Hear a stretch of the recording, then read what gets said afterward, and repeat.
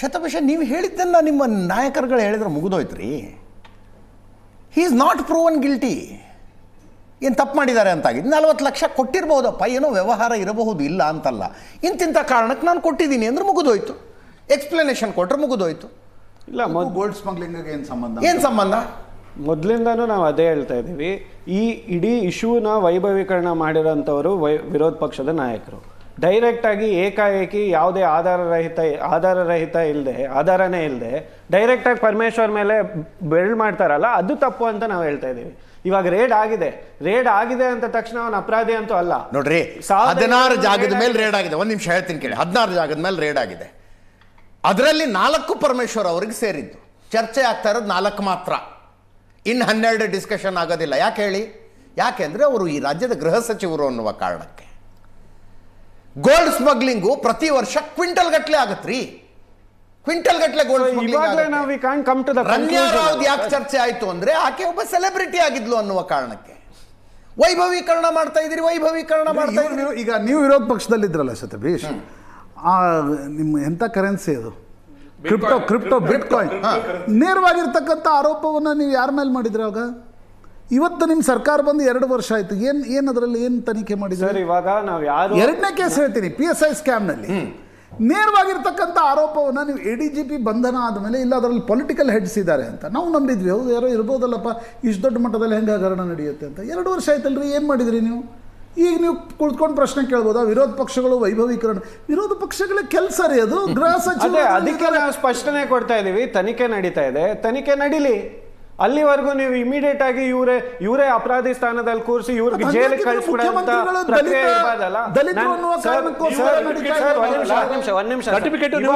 ಸಾಹೇಬರು ಒಂದು ಕಾನೂನು ಬರಬೇಕು ಅಂತ ಹೇಳ್ತಾ ಇದ್ರು. ನಿಜವಾಗ್ಲೂ ಈ ದೇಶದಲ್ಲಿ ಒಂದು ಕಾನೂನು ಬರಬೇಕು. ಏನಂದ್ರೆ ಆಡಳಿತ ಪಕ್ಷದವರು ಇಂಡಿಪೆಂಡೆಂಟ್ ಸಂಸ್ಥೆಗಳ ಮೇಲೆ ಯಾವುದೇ ತರಹದ ಪ್ರಭಾವ ಹಾಕಬಾರ್ದು, ಯಾವುದೇ ತರಹದ ಹಸ್ತಕ್ಷೇಪ ಹಾಕಬಾರ್ದು. ಈ ದೇಶದಲ್ಲಿ 50 ವರ್ಷ ಅಧಿಕಾರದಲ್ಲಿ ಬಿಜೆಪಿ ಅವ್ರು ಮಾಡ್ಲಿ. ಶತಭಿಷ ಒಂದು ಸಿಂಪಲ್ ತರ್ಕ ಅರ್ಥ ಮಾಡ್ಕೊಂಡಿಲ್ಲ. ಅಲ್ಲಿ ಮೇಲೆ ಕೂತ್ಕೊಂಡಿರೋದು Narendra Modi. He always believes in number games. ಎಲ್ಲ ಯೋಜನೆಗಳನ್ನು ಆರಂಭಿಸಿದ್ದು ನೀವು. ಫ್ರೀ ಸಿಲಿಂಡರ್ ನೀವು ಕೊಡ್ತಾ ಇದ್ರಿ, ಅವ್ರು ದೊಡ್ಡ ಪ್ರಮಾಣದಲ್ಲಿ ಜಾಸ್ತಿ ಅವ್ರು ದೊಡ್ಡ ಪ್ರಮಾಣದಲ್ಲಿ ಜಾಸ್ತಿ ಕೊಟ್ಟರು. ಇಂಟರ್ನೆಟ್ ನೀವು ಕೊಡ್ತಾ ಇದ್ರಿ, ಅವ್ರು ದೊಡ್ಡ ಪ್ರಮಾಣದಲ್ಲಿ ಜಾಸ್ತಿ ಮಾಡಿದ್ರು.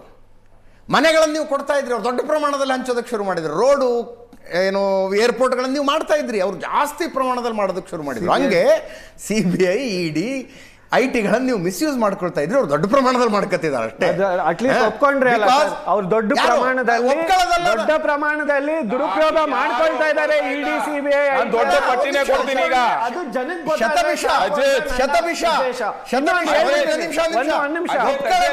ಇದ್ರ ಮೇಲೆ ನಾನು ಗಂಟೆಗಟ್ಟಲೆ ಡಿಬೇಟ್ ಮಾಡಿದೀವಿ. ಇದಕ್ಕಿಂತ ಮುಂಚೆ ಕೇಳಿಲ್ವಾ 7 ಕೋಟಿ ರೂಪಾಯಿ ಸಿಕ್ಕಂತ ಮಾಡೋ ವಿರೂಪಾಕ್ಷಪ್ಪನವ್ರ ಮನೆಗೆ ಯಾಕೆ ED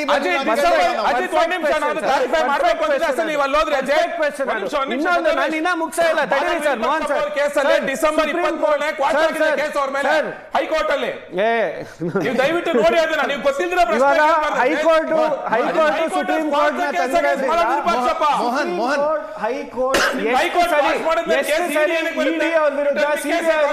ಚೀಮಾರಿ ಹಾಕಿದ್ದಾರೆ. ಕರ್ನಾಟಕ ಹೈಕೋರ್ಟ್ ನಟೇಶ್ ಪ್ರಕರಣದಲ್ಲಿ ED ಆಫೀಸರ್ ನನಗೆ ಹೇಳಕ್ ಬರ್ತೀರಾ ನೀವು ED ಯಾಕೆ ಬರುತ್ತೆ ಅಂತ? ಡಿಸೆಂಬರ್ 2023 ಹೈಕೋರ್ಟ್ ಅವ್ರ ಮೇಲೆ ಕೋರ್ಟ್ ನಿಮ್ಗೆ ಕೇಸೇ ಕ್ವಾಶ್ ಮಾಡಿದ್ಮೇಲೆ ED ಎಲ್ಲಿಂದ ಬರುತ್ತೆ ಪ್ರಶ್ನೆ? ಮರಳು ವಿರೂಪಾಕ್ಷನೊಬ್ಬರ ಕೇಸ್ ED ಯಾವಾಗ ಬರ್ಬೇಕು? ಸಿಕ್ಕಾಗ ಬರ್ಬೇಕು ಅಲ್ಲ ಜೈತ್ ಎಷ್ಟು ಯಾವಾಗ ಸಿಕ್ಕಿದ್ ನಿಮ್ಗೆ? ಯಾವಾಗ ಆಗಿತ್ತು? 4 ತಿಂಗಳು ಆಗಿಲ್ಲ. ಇನ್ಫ್ಯಾಕ್ಟ್ ಕೋರ್ಟ್ ಅಲ್ಲಿ ಕ್ವಾಶ್ ಆಗಿ ಕೇಸು ಯಾವಾಗ? 23 ಐ ಥಿಂಕ್ ಜನವರಿ ಫೆಬ್ರವರಿನಲ್ಲಿ ಆಗಿದ್ದು. ಡಿಸೆಂಬರ್ ಅಲ್ಲಿ ಕ್ವಾಶ್ ಆಗಿರೋದು ಕೇಸ್.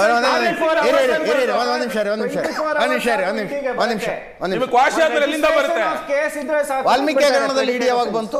ಯಾವ್ದಾ ವಾಲ್ಮೀಕಿ ಹಗರಣದಲ್ಲಿ ED ಯಾವಾಗ ಬಂತು? ಅಲ್ಲ ನಿಮ್ಗೆ ಅಧಿಕಾರಿನ ಒಬ್ರು ನಿಮ್ಗೆ ಆತ್ಮಹತ್ಯೆ ಮಾಡ್ಕೊಂಡಲ್ಲ ಬರ್ದ್ಬಿಟ್ಟು ಲೆಟರ್ನ. ED ಯಾವಾಗ ಬಂತು ಅಂತ ಕೇಳೋಣ. ಯಾವಾಗ? ವಾಲ್ಮೀಕಿ ಹಗರಣದಲ್ಲಿ ED 4 ತಿಂಗಳು ಬಿಟ್ಟು ಬಂತ? 4 ತಿಂಗಳು ನಾನು ಹೇಳ್ತಿರೋದು 4 ತಿಂಗಳು 6 ತಿಂಗಳ ಬಗ್ಗೆ ಹೇಳ್ತಿಲ್ಲ. ನೀವು ಆಗ್ಲಿಂದ ಮರಳು ವಿರೂಪಾಕ್ಷವ್ರ ಬಗ್ಗೆ ಹೇಳ್ತಿರಲ್ಲ. 4 ತಿಂಗಳು ಬಿಟ್ಟು ಬಂತ ED ಅಂತ ಕೇಳ್ತಾ ಇದ್ದೀನಿ. ಅಲ್ಲ ನಿಮ್ ಕೇಸೇ ಕ್ವಾಶ್. ಒಂದ್ ನಿಮಿಷ, ನಿಮ್ಗೆ ವಾಲ್ಮೀಕಿ ವಾಲ್ಮೀಕಿ ಹಗರಣದಲ್ಲಿ ನಿಮ್ಗೆ ವಿನಯ್ ಕುಲಕರ್ಣಿ ಕೇಸಲ್ಲಿ ED ಯಾವಾಗ ಬಂತು? ಬ್ಯಾಂಕ್ ನ ಚೀಫ್ ಜನರಲ್ ಮ್ಯಾನೇಜರ್ ಲೇಡಿ ಒಬ್ರು ಅವರೇ ಪತ್ರ ಇಮಿಡಿಯೇಟ್ ಆಗಿ ಬಂದ್ರು ED ಗೆ. ಇಮಿಡಿಯೇಟ್ ಆಗಿ ಪತ್ರ ಬರೆದ್ರು ಇಡಿ. ಸರ್ಕಾರ ಬರೀಲಿಲ್ಲಪ್ಪ ಅದನ್ನ, ಕಾಂಗ್ರೆಸ್ ಸರ್ಕಾರ ಬರೀಲಿಲ್ಲ. ಇಮಿಡಿಯೇಟ್ ಆಗಿ 2 ರಿಂದ 3 ದಿವಸದಲ್ಲೇ ಇಡಿ ಪತ್ರ ಬರೆದ್ರು. ನಟೇಶ್ ಅವ್ರ ಕೇಸಲ್ಲಿ, ಪಾರ್ವತಿ ಅವ್ರ ಕೇಸಲ್ಲಿ ಹೈಕೋರ್ಟ್ DK ಶಿವಕುಮಾರ್ ಅವ್ರನ್ನ 4 ತಿಂಗಳು ಜೈಲ್ಗೆ Union Bank of India Gujarat MLA ರಕ್ಷಣೆ ಮಾಡ್ತಾ ಇದ್ರು ಅಂತ 2018ರಲ್ಲಿ ಕೇಸ್ ಹಾಕ್ರು. ಹೈಕೋರ್ಟ್, ಸುಪ್ರೀಂ ಕೋರ್ಟ್ ಏನಾಯ್ತು?